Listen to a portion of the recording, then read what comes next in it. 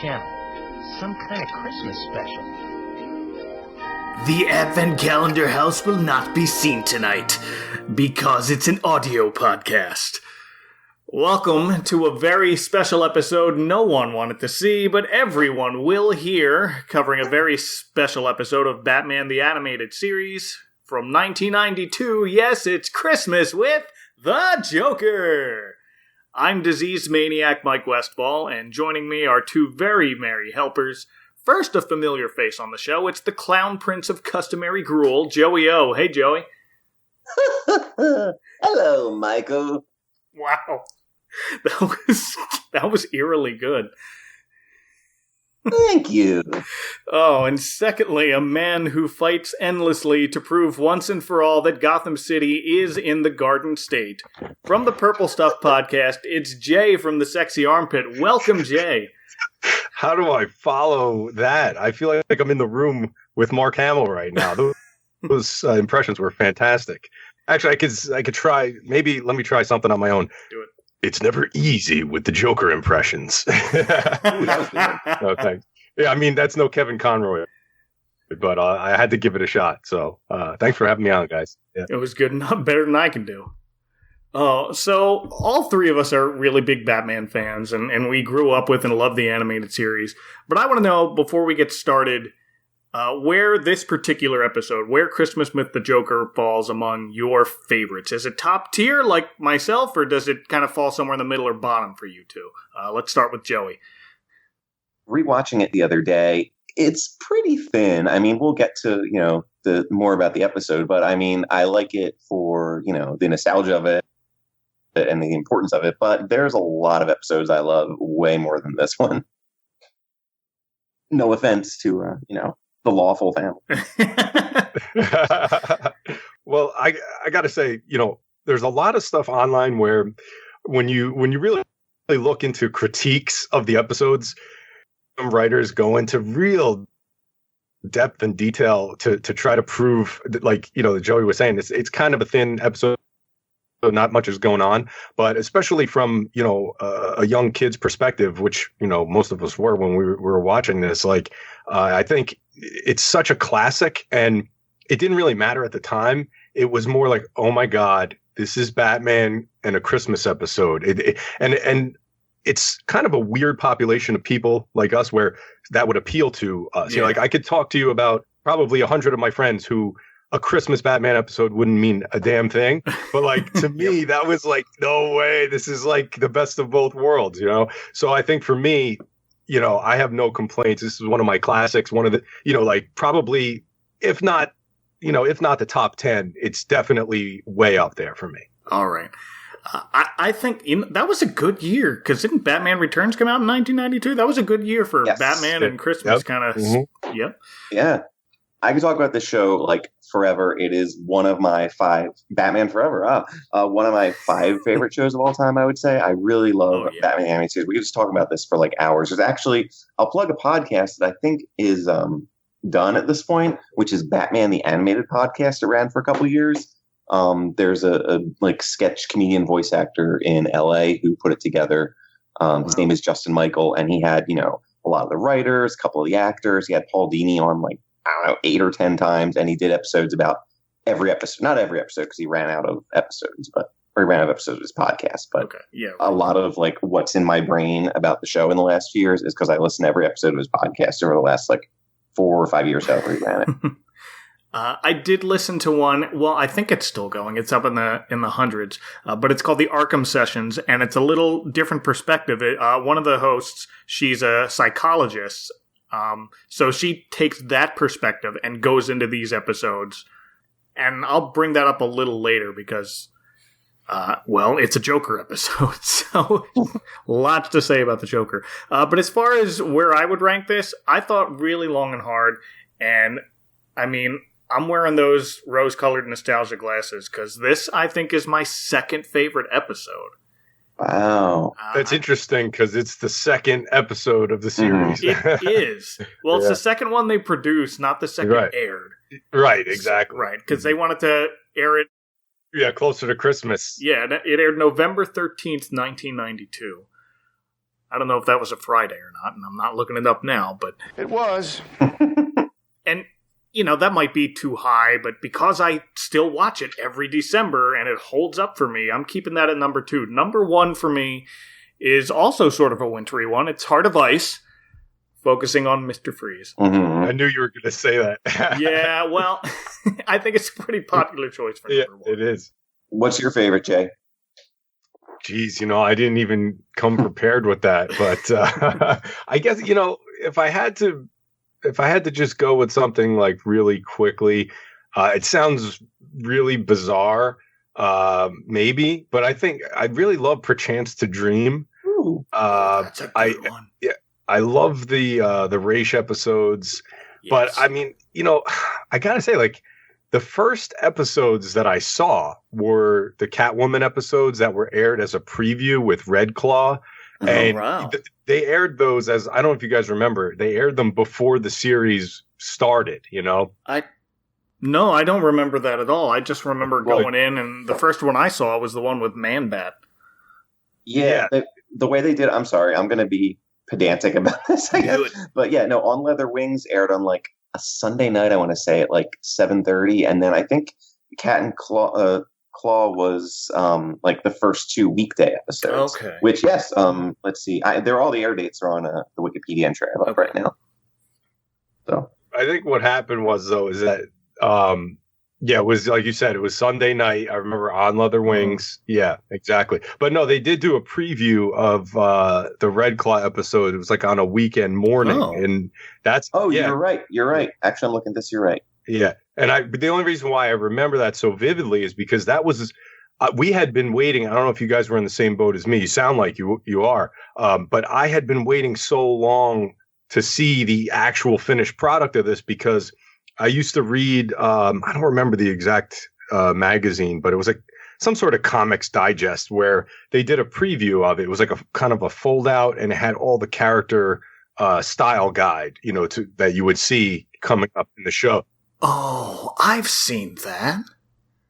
Yeah, that's what pumped me up so much to see the show. And when I finally saw it, I guess those 2 episodes, the back-to-back episodes, was like such a vivid memory for me. Not to say it's the best or anything, but I'm like, oh my God, this show is amazing, Oh, yeah, sure. Yeah, so it was a good tip-off. Not to say, God, there's so many, like, they're all great. Really are. And now that I start thinking about some, just the last one I'll throw out there, I'm a huge fan of the episodes with Clayface. Yeah. I love Clayface.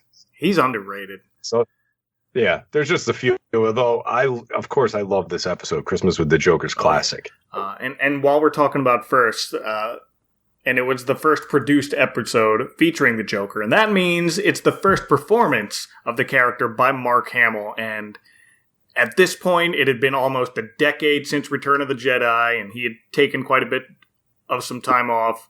Did some smaller projects in the late 80s and early 90s, but I'd say this was easily the highest profile thing he did since Jedi, so I don't remember when I learned that it was Luke Skywalker doing Joker's voice. Do either of you remember? Well, I had something similar to what he was saying about it was one of those like newsprint comics, like free magazines you got at the store, and it had an article about like all the voice actors and who they all were. And I think it might have even had in there the whole Tim Curry thing. We talked about that in an episode last year. Do we want to mention that really quick? Yeah, sure. I have it here. Tim Curry was supposed to be the voice of the Joker, and he auditioned, and he was deemed too scary for the Joker because, it's a kids' afternoon cartoon. So they brought in Mark Hamill. Well, they already did a couple episodes with Tim Curry, and then Mark Hamill to go back and redo them, and this was definitely one of them because it was the second episode they produced. So there is audio out there, like, in the vaults. Yeah, it's like that's something I've actually brought up. I don't remember. There was a podcast I was on where I was saying, like, if I could only hear one of these episodes just to see how it would turn out, because I think his voice would not to take away from Hamill, because I just think Curry's voice would fit real well with some of these episodes. I just think, like, being such a huge fan of Tim Curry and knowing his previous roles and everything, like, it just seems to fit, but when you really think about it, like we were talking about, when you're seeing a preview guide and all the voices are mentioned, I remember reading that Tim Curry would be the voice, because it had gone that far. Like you said, they recorded episodes with him, so the Mark Hamill thing was kind of a surprise, but I mean, God, he just knocked it out of the park. He really did. Yeah. I think his performance is being called groundbreaking for voice acting now, but totally. I mean, he brought this new energy to the Joker that I feel like maybe we got a glimpse of from Jack Nicholson, but one thing I read was Hamill said he worked to make the laugh kind of multifaceted to reflect his current mood. And you can definitely hear that in this episode, but it's more of a maniacal laugh that even Jack Nicholson was able to bring to it. And I was just hooked as soon as I heard it. Maniacal laugh. One thing, you're saying like you could see the different facets is his performance, especially, and I actually was going to bring that up because in this episode he does do a few other voices. He's doing like the puppet, the mouth puppet, and all these different things. He's doing all these different voices. It's he's incredible. He's such a talent. Oh yeah. Now that you mentioned the Tim Curry thing, it's hard to imagine this one episode in Tim Curry's voice. He could do it, but it would be a completely different tone to the episode. Yeah. Do you know how Mark Hamill sort of lobbied for this role too when they were recasting it? No, do tell. He's in Heart of Ice. He's Ferris Boyle. That's his name. He's like the executive that screwed Victor Freeze. That's right. Mm-hmm. And he had done that episode. He was like, because he has a huge nerd. Like, if you read anything, there was a I think it was when Force Awakens came out. They did a big feature on the three, and Mark Hamill was like, ground zero for like collecting Marvel and DC stuff when he was a kid. And he's all in on all this stuff and has been his entire life. Mm-hmm. So he was like, I really want to do like one of the Batman villains. Can I do like, thank you for casting me as this one-off, corporate dude, but I want to be a villain. And he finally, that's how he got in on it. That's great. And he, like you said, he's a collector too. Like he's got so much stuff. Like it's like a toy land in his house, he says. If I remember correctly from that, it might have been that Rolling Stone feature, he was into the early Letterman stuff. Like when he was first on NBC, he knew I don't know if it was the daytime show, and he has video, he recorded it on VHS. Like that's the kind of like stuff I did when I was in, high school and stuff. Yeah. Like he has like, I bet he has stuff that like NBC doesn't have, that like Worldwide Pants doesn't have, like somewhere in his collection. Probably. Which is insane. Because he was famous by then too. That was after Star Wars. Oh, I know, but I mean, Mark Hamill's story is great because like he didn't let any of that fame kind of change the nerdy side of him. And now that he embraces it, even on Twitter and everything, it's very heartwarming. So, and Joker's big first line, I want to talk about this. Jingle bells, Batman smelt, Robin laid an egg. The Batmobile lost the wheel to the Joker got away. I want to talk a minute about Jingle Bells, Batman Smells, because I've met younger people who think that song originated from either this episode or from The Simpsons when we hear Bart sing it in the first episode of that show. You guys have heard that song before either of those, right? Yes. I was like in fourth grade at least. Yeah. I can remember it back to like maybe first or second grade, and because I used to have it.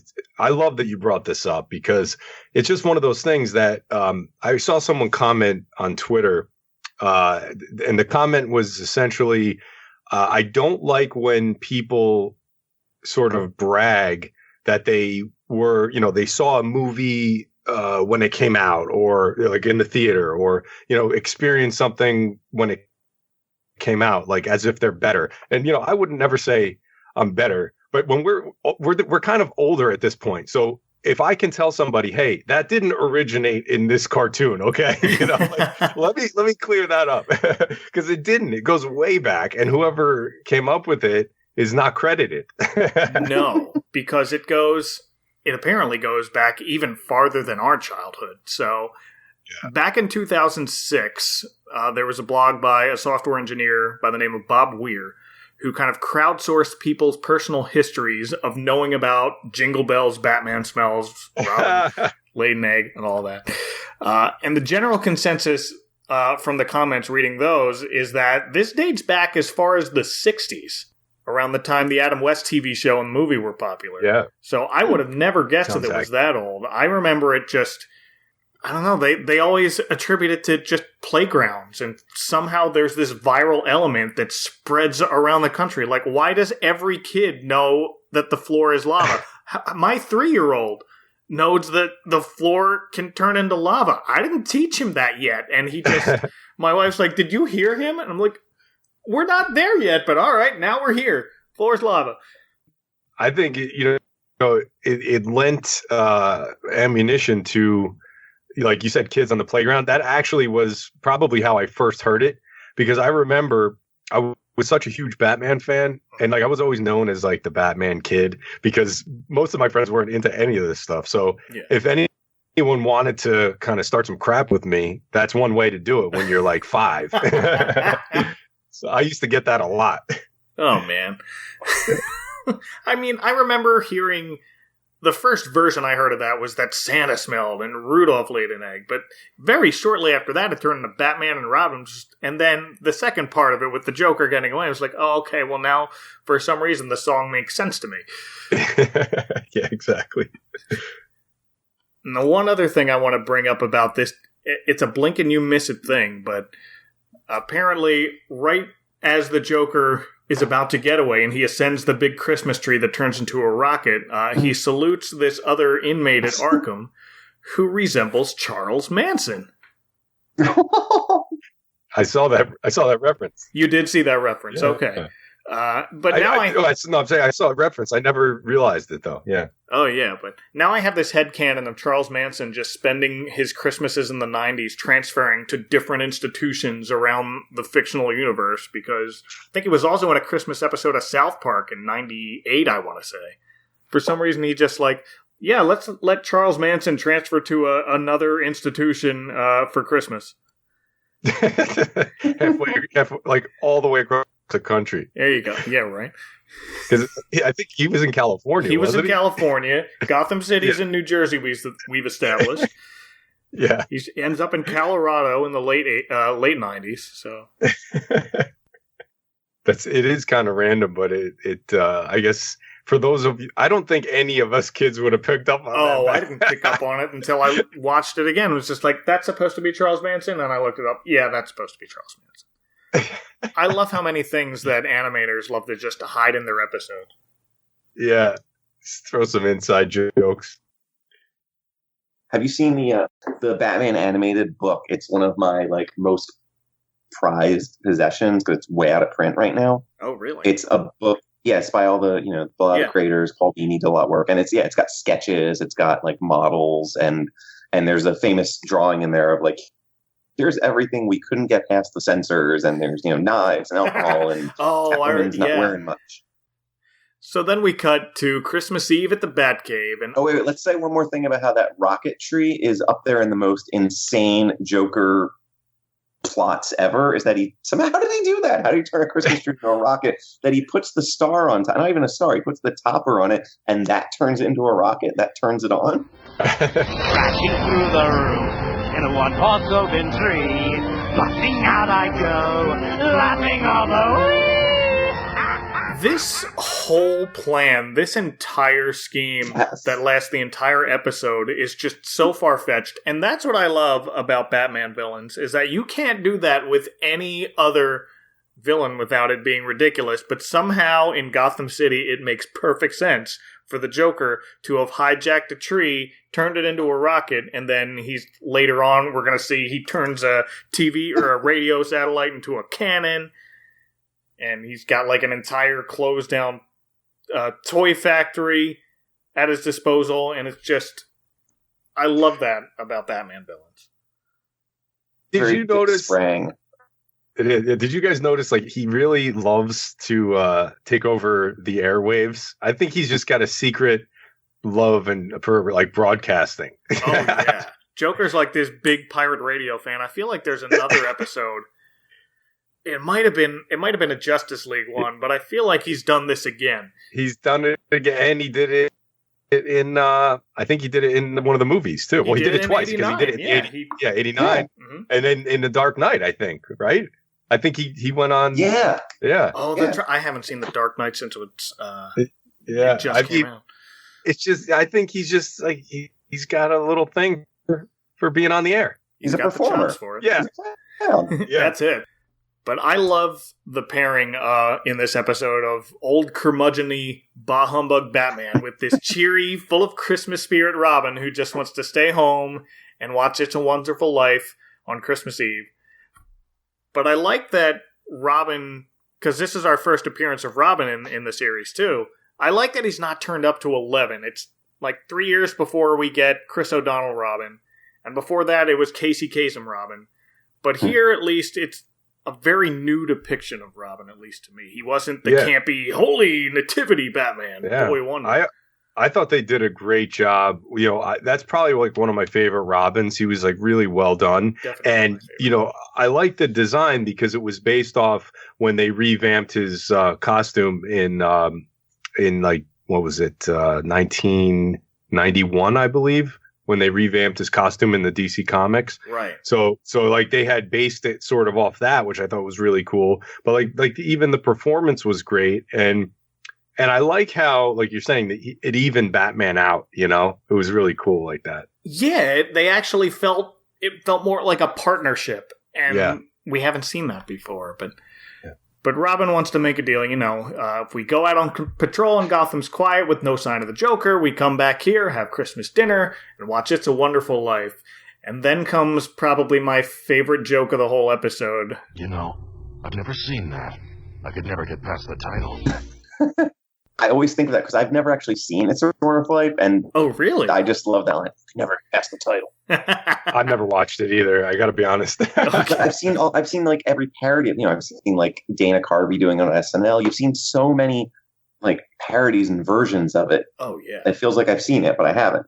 Yeah. Well, I mean, I can only count the number of times I've watched it on one hand, but for some people, it's every night a Christmas thing. But I mean, it's definitely see it once. It's in AFI Top 100 if that means anything to you, but it is worth checking out before you die. But wow.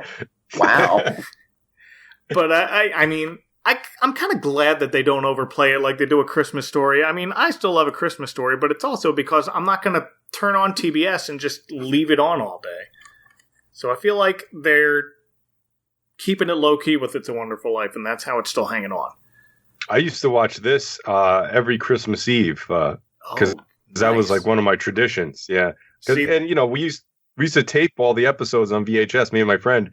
And every year we'd call each other the next day to talk about what we got from Santa. And then we would say, did you watch Christmas with the Joker last night? This is like every year. You know, we must have did that for like at least 10, maybe 15 years. Like it was a big, long tradition. That's a great story. I still try to do it if I remember, you know. Okay. I usually watch this kind of earlier in December. I'll say, like around between the 5th and the 10th, I want to say. I have a very meticulous order when I watch things. It's just like, all right, Halloween's, I'll do Nightmare Before Christmas, and that will transition us in. And then my wife has decided that the first thing we watch with the kids is Elf. And then we kind of go in a certain order. I'll throw the Muppets in really early. But Christmas Eve, we don't really have one that we stick to yet. I know we do we read the night before Christmas thing, but we don't have that tradition of watching the same thing yet. But maybe this year we'll start it. Yeah. I feel like I distinctly remember airing on Christmas one year. Like I remember being at my aunt and uncle's, and we always went there on Christmas. And I have a specific memory of watching it on TV at their house one year. So that would have been great. That's even better to watch on Christmas Day. But I definitely had it on a VHS tape too, and it was just kind of mangled in with a bunch of other things, as you do. But so Batman and Robin are patrolling the city, and it's very quiet. They almost find this one thing. Batman kind of is like, look over there, and it's someone running after an old lady. But nope, here what happens is she dropped a package a couple of blocks back, and he's giving it back to her, which I thought was a very nice little in there. It's just, okay, Batman, just chill for a minute. Way to profile Bruce. Yeah, he's profiling. Oh, jeez. Like, you're not going to see like an old lady kiss a kid for giving her back the pocketbook, though. No, that was the best reaction too. So that convinces Batman to head back home. Alfred cooks the Christmas goose, and Robin gets ready to turn on It's a Wonderful Life, but it's not on the usual channel. He thinks it's the wrong channel. Oh, look, whatever Christmas special is about to start is on every channel. And here it is. The Joker has hijacked the airwaves. Greetings from Gotham City, and welcome to the first annual Christmas with the Joker. I kind of make a big deal when someone calls something a first annual something, when it's just like, you don't know if they're going to do a second annual one. We'll call it this. This is the one time where I wish that he happened to throw a second one at least. It's one of those like OCD things that you have. Like, you just can't be doing that. I mean, people make a big deal about Oxford commas. My stickler's the first annual thing. I don't care about Oxford commas. And then the next thing we see is this giant Santa Claus tank rolling through Gotham. He's got these wild eyes on the Santa robot and an arm's missing, and I want that as a toy. That's the second insane, complicated mechanical thing the Joker does in this episode. Right, and that's right up there with the Penguin's duck. Yeah. It's also like he has Captain Clown a couple episodes later. He just has so many robots at his disposal. Right? Like, it was his line, where does he get these wonderful toys? Joker has the best toys! And they're always 50 feet high. He's not the toy man. That's the other guy's. Go big or go home. Maybe that's it. Maybe he's got Toy Man, like, working out a budget with him. Creepy animated toy man. Ugh. I mean, we got one in Super Friends. Yeah, well, the one in Superman, the animated series, right? You remember him? Yeah. There's that one, too. Yeah, that's what I meant. He was the creepy one. Yeah. But I love this intro with Joker just kind of pulling himself on a sleigh with antlers tied to a toy horse. And there's a Charlie Brown tree in the background. Yes. Mm-hmm. And he's got the cardboard cutouts of, like, Batman and Robin in the audience. And Gordon's there and Lubbock's there. Bullock's there, rather. But it's just like a really elaborate setup with an audience and everything. Wait, I think, Mike, you just wanted to throw in a Coach Lubbock reference. Why don't you just admit it?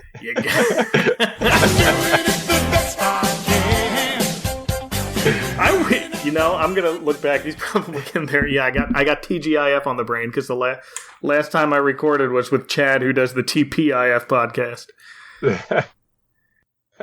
Meanwhile, the Joker's introducing us, saying, as Batman had mentioned earlier, that Joker has no family. Robin wanted to kind of give him the benefit of the doubt. Joker's not going to do anything on Christmas Eve. Even scum have family they want to spend Christmas with, and Batman says he has no family. And Joker admits that, so he steals one for his own. And we meet the awful, lawful family. And here we have Commissioner Gordon as Daddy Lawful. We have Summer Gleason as Mommy Lawful. And we have Bullock tied up and gagged as Baby Lawful. And they're all gagged with just candy canes in their mouths. And those candy canes look very easy to spit out, you guys. I don't know why they don't just do that. Yeah, and they also think, like, when Summer is moaning, they just clearly, like, looped the same, like, kind of sound that she made, like, over, like, five times. That used to always bother me. I'm like, Come on, you could have recorded her doing, like, a couple of different sounds. I know. Every time I watch this, I'm just like, just spit out the candy cane!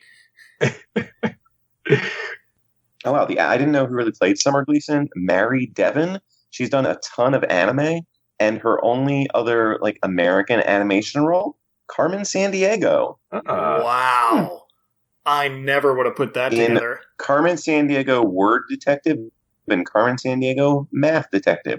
I never saw those things. No. Okay, not the original? No. Some other animated series, but she's done a ton of anime stuff. Okay. Digimon. I kind of slacked off with this one on voice acting because, I mean, we have Mark Hamill, we have Kevin Conroy, we have all the regular players here. But we don't. Oh. This is one of the few episodes where Clive Revel is Alfred, not from Zimbalist Jr. Oh, that's true. He's a bit more droll. I don't know.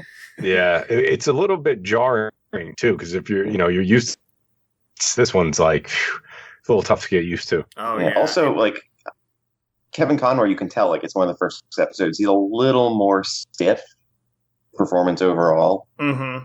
Because again, it was the second episode they produced. So. Right.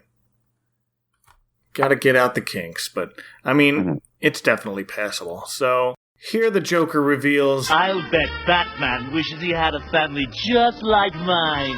Personally, I think relatives are a bore, so Batman can have them. If he can find them by midnight. Otherwise... So that's the first part of his plan. And then we cut to Laffy and the blowed up bridge. Here's impression number one. We have Joker doing a little hand puppet like an old... I had it and I lost it. Sherry Lewis? No, not even. With just... I think it was an Edgar Bergen thing. Senior Wences? Sorry. That's it. But it's Laffy, Joker's helpful little elf. Gee, Joker, it's sure nice of you to get Bat Breath a present. I'm just that kind of guy. It's an exact replica of Gotham City. It has everything, even trains and bridges. Bridges? I just love blowing up bridges. I want that model of Gotham City. Oh, yeah, that'd be amazing. I've always wanted a train set in my house, and if I could pick one, that might be it. They have the Disney ones that they sell around here, but all of those pieces are just like really big and like plastic looking. Mm-hmm. That Gotham City one, the one of the parts of Superman Returns I liked was the big model city in that too. Yeah. We could put them side by side. Metropolis and Gotham. I'm with you. I like that. There we go. So we cut to the actual President's Bridge, which is being blown up by Donner and Blitzen, and I believe one of them is also the voice of Kevin Conroy. You got to be economical. Yes. And we find out that Summer's mother is on the train that they blow up the bridge at. Now, here's something I noticed. Jay, we've established Gotham's in New Jersey, but this is a very mountainous scene. I know. It looks like something out of like Dark Shadows or something. Yeah. But yeah, there's a lot of mountain. Maybe they're up in like northern New Jersey. That's what I'm thinking, because the place I always thought that they kind of put Gotham in New Jersey was kind of near Atlantic City or on the coast. Yeah. This has got to be northwest if there's that. We can put it next to Crystal Lake. We can put it next to the Palisades Mountains or something. There you go. Perfect. All right. It's canon now. Yeah. Like the cannon the Joker's about to use. Oh!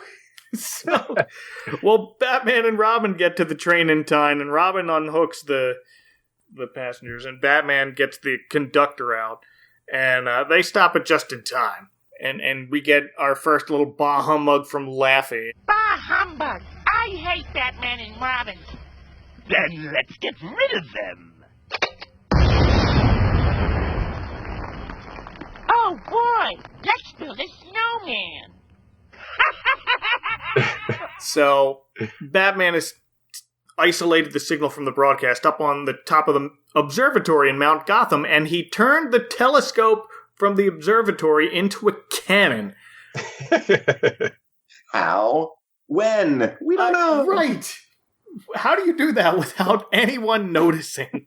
And you have the giant gift-wrapped Jack-in-the-Box with Joker's face on it. I love that Joker stays on model with his face on everything. Well, that's the whole point of the casino episode. Oh, that's why true. Oh, that's not.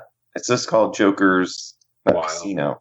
Joker's Wild, duh. Joker's Wild, that's it. Yeah, the guy builds a casino that looks, the Joker's face all over it to irk the Joker so he can come out and blow it up for him for the insurance money. Spoilers. And then once they get into the observatory, you have more Jokers. You have like the little machine gun hand Jokers who are all doing that. I love that bit. That's great. And you could tell it was hard to tell, but I think Mark Hamill did like that whole thing. It didn't look like, it didn't sound like it was looped to me. Maybe a little bit, but then... You probably did. I wouldn't put it past him. But at this point, to dispatch of those, Batman yells out to Robin, Operation Cause and Effect. Why does that need an operation name? Just say cause and effect. But I feel like that sounds like something they practiced over and over again. It's like a drill, which is something Batman would do. Yeah, especially if it was the Adam West Batman, definitely.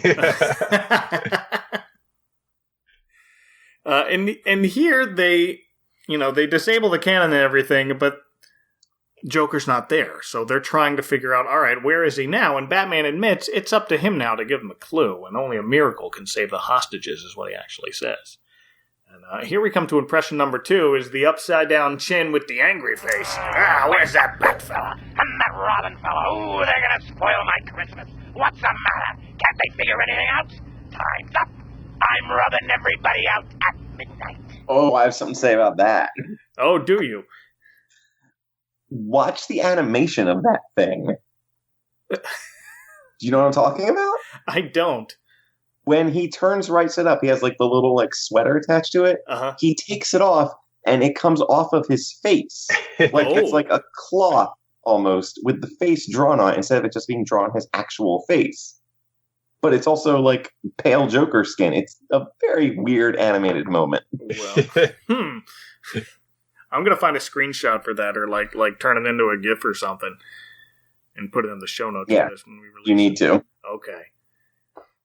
But Mr. Angry Face Chin says something to the effect of, what's the matter? Can't they figure anything out? And here is where I think I want to talk about the psychology of what Joker's going through. Because it's where I start to see kind of the true insanity behind Joker. He wants Batman to find him.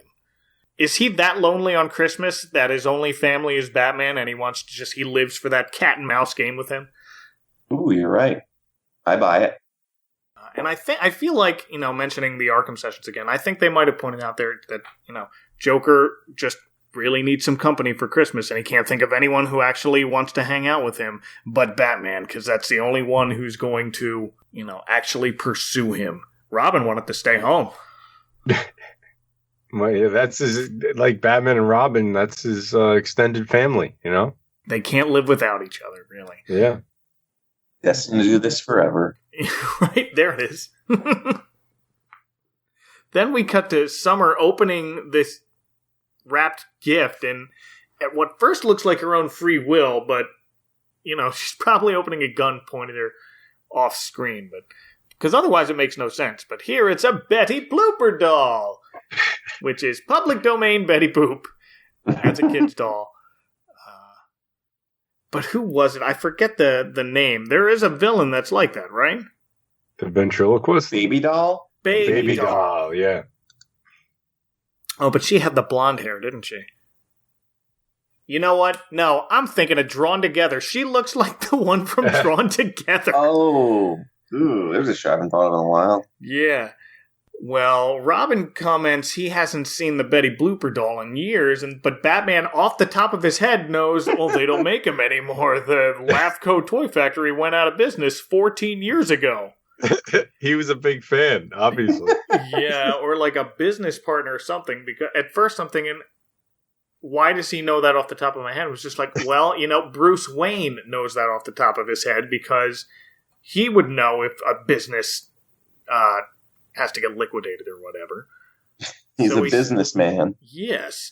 So he's searching for the location, and Batman is texting and driving before it was cool. Did anyone else notice that? No. You see him punch it up in the computer. I'm sure he's done that before, but I guess this is the first time I watched it where it popped out to me. It's like, you're texting and driving. And it's not the little monitor thing like CarPlay they have now where you get the touchscreen. It's got buttons and he's typing.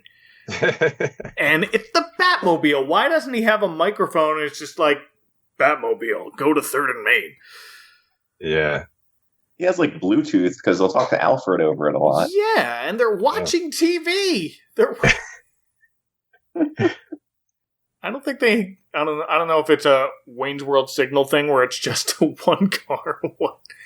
But they get to this LAFCO toy factory, and I love the facade of this building because it's this giant, creepy-looking clown face on top of like what looks like just beat down old Axis Chemical Factory. How's that not the first place you look for the Joker? They walk in and you see kind of Joker on an overhang there, and he's so excited. He's delighted that Batman finally found him, and he starts kind of like dancing around and playing the Nutcracker Suite in the family in the factory rather. And then they bring out some more giant robot toys. It's the toy soldiers with the fun little angry face on them that look like they're from a 1930s cartoon. And more of these toy planes with the Joker's face on them. And then here's the plan that I like that Batman comes up with, where they hide behind the giant teddy bears, and then Batman just kind of throws his cape off. Now, I thought that the cape and the cowl were attached. But remind me, I don't know if that was the case in the animated series. I think it was just situational, like it, Yeah, I think it's supposed to be, but in this case, they probably needed it, so they just The cape acts one way when they needed to act one way, and it's a cape of convenience. It's the cape and cowl conspiracy. Yes. But he gets his cape back, and then there are no bullet holes in it anymore. And then Batman tells Robin, keep your eyes open for the Joker. Oh, is that what we're doing? A comment. But then he pulls behind this curtain, revealing himself and his hostages tied up, hovering over a giant vat of some kind of boiling liquid. When I was a kid, I thought this was lava, but that's not where lava goes. So you assume it's acid with him at all times. It's red, though. I mean, like a very hot tomato bisque is what I thought it might be. I thought they said it was like it was like plastic or something. Oh, that could like make sense. To make the toys. I don't know though. I have no idea. I'm going with it, Jay. We're on to something. Joker tosses Batman a present and he says, well, go on, open it. And Robin says, don't do it, but Batman is going along with it. And that's what I like, because Batman wants to go along with the Joker's game. Every time. We always see it out to the end, so I feel like they have this mutual respect for each other, that he opens the present and it's a pie in the face. Of course it is. And this is just, again, great performance by Mark Hamill. Just, it sounds like he's dying of laughter doing it. So he says something like, I can't stand it. But it's just the most genuine thing. And you can't get that from a lot of actors, even the ones who do kind of like have to do a laugh track in a cartoon. But here it is the most genuine thing I've ever heard. And then my favorite part about this scene is that we get this 10-second long shot of Batman like getting all of the pie cream off of himself to chase after Joker. Did you notice that? How it just seemed to take at least 10 seconds? I can't stand it.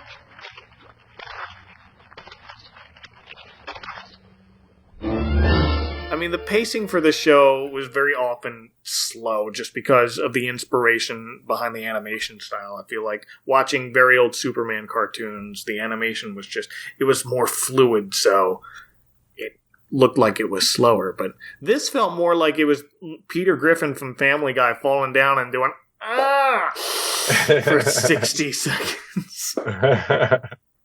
But Joker cuts the rope and Batman leaps to save the hostages.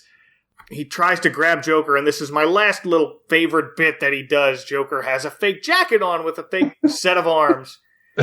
That's also very complicated to have in advance. I know. Amazing. But that's another thing I watch, and I remember saying, I want a jacket like that. I want a joke jacket. And I don't know why I wanted that. It was just like, was I anticipating someone grabbing me by the arm and just like, psych? Did either of you have one thing like one big toy or one big thing the Joker does that you absolutely wanted for yourself in this episode? Oh man, hit Batman with a pie. There it is. It doesn't really. It's not like a toy per se or anything he used to defeat or try to defeat Batman, but I don't know if you guys noticed his television on the set or wherever he was. Like, it was sort of like, it was an old school like tube TV, but it had like the Joker face on the top of it. Oh. It was almost like a branded Joker TV, which I would love to have. I'll look this up because I noticed. I don't know if it'll be online, but maybe. I do see it. Okay. If you do a Google image search of Christmas with the Joker, it was the second picture that came up because it was still that someone used for their YouTube video on this one. Like the first one is the title card, and then you see it. There's a little Joker face. Wow, this is great because it's like three. You have the face on the TV, and then you have on the screen is the Jack-in-the-Box Joker on the top of the mountain, and then you have the actual Joker kind of with his hand out displaying the TV, talking to the audience. Yeah. That's a great shot. Absolutely. I want a TV with my face on. I don't want a TV with my I noticed Bruce's TV because it's huge. It's like a 70-inch TV, but it's also, black and white. It's got this, 50s, 60s gold around it. Right. But Batman does manage to, what happens next is Joker trips on a roller skate. Which I don't buy. Like, I don't know if he put it there on purpose. He's like, all right, I don't have any more tricks, so I'm going to get caught now. Because every other detail was so planned out so well. And he trips over some roller skate that's falling around. That's just lying there. And he's about to fall into the red plastic, but Batman kind of catches him. And here's where Batman kind of shows his twisted sense of humor. He does that little fake drop thing. And smirks at Joker at the end, saying, "Merry Christmas, Joker." Merry Christmas, Joker. Bah, humbug. And then we're back at Wayne Manor, and it was nice of Commissioner Gordon to give him that recording of It's a Wonderful Life, which I don't know if he happened to have, or if he managed to tape it, or someone managed to tape it while he was out being kidnapped. Alfred did it for him. There you go. Well, no, the commissioner gave it to him. Oh, yeah. Yeah. So, I don't know. And then we have our last shot to end the episode with Joker singing his maniacal Deck the Halls. That I'm not going to try to do, but Joey, you are welcome to give it a shot. La la la la la la la. Close. Merry Christmas. But any other discussion points you wanted to talk about this episode? I think we hit everything. I have two more things in my notes. Do it. Oh, nice. One, this episode is the only episode written by Eddie Gordetsky. And this is another thing I learned from that podcast. This guy is, he did some animation work, but he is now very rich because he is one of the main writers, producers, etc. of Mom, 2.5 Men, and The Big Bang Theory. Nice. Oh, wow. Yeah. Man, that's a hat trick. Yeah. For your bank account. This was the only, that is the only episode he did. And wait a minute. Gotta go way back up here in my notes, because it was also the only episode directed by Kent Butterworth, his name is. Yes. Also, do either of you have the Batman and Robin animated SNES game? No, I played it. Yeah, I played it. I didn't own it. I knew when I was watching this that they used some of it. And yeah, the first level is the Joker level, and it's a mix of, I had to look this up. I definitely remember the train being a part. I think you fight Joker on top of a train, and you fight him on the roller coaster, which I think is in Be a Clown. But all the levels were sort of loosely based on episodes. And looking back, I'm like, wow, I got further in that game than I remembered. I assumed I stunk gotta play at that it, but again. Yeah, level 7 was the Riddler. I definitely remember playing that. I haven't played a Batman game in so long. The one I had that I loved was Return of the Joker. Oh, I used to rent that from Blockbuster. That was a tough one. Oh, man. That's why I had to, I got tired of renting it, so I'm just like, you know what, I'm going to buy it because I got to finish this thing, man. You didn't have save states back in the day, kids. You had to start from the beginning. Yeah. Well, thank you guys both for joining me on this. And if anyone listening wants to gag you with a candy cane that you could very easily spit out on your own, where can they pinpoint the location of your broadcast signal, Jay? You could check me out at Sexy Armpit on Instagram and at Sexy Armpit on Twitter. And the website is sexyarmpit.com.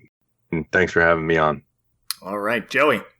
You can find me at I'm Gonna DJ 24 on the Twitters, on Why Not Radio at whynotradio.net. And you can also listen to our pop culture show on Why Not Radio, Words with Nerds, where we talk about Batman and other things.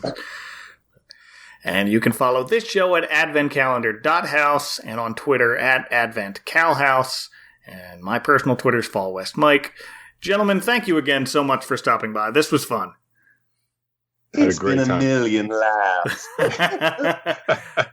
We will definitely have to do this again with both of you, either at the same time or not. But great talking to you finally, Jay. Yeah, man. Great time. Thanks for having me. And Joey, really good talking to you guys. Absolutely. Right. Nice to meet you. Nice to meet you, too.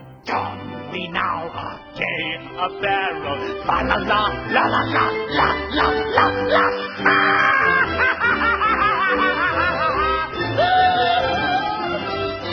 Merry Christmas.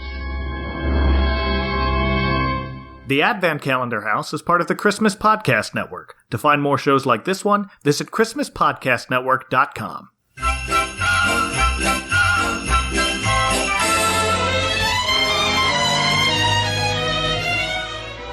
We're the elves from Tis the Podcast. I'm Anthony.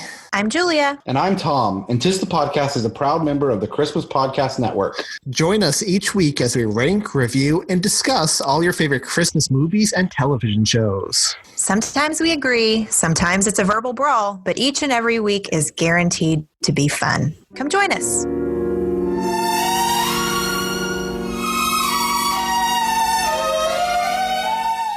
Next time on the Advent Calendar House. School's in session. On Saturday morning, we're not going to study, we're going to party! It's a lesson in laughter. Of course! And all new Saved by the Bell tomorrow.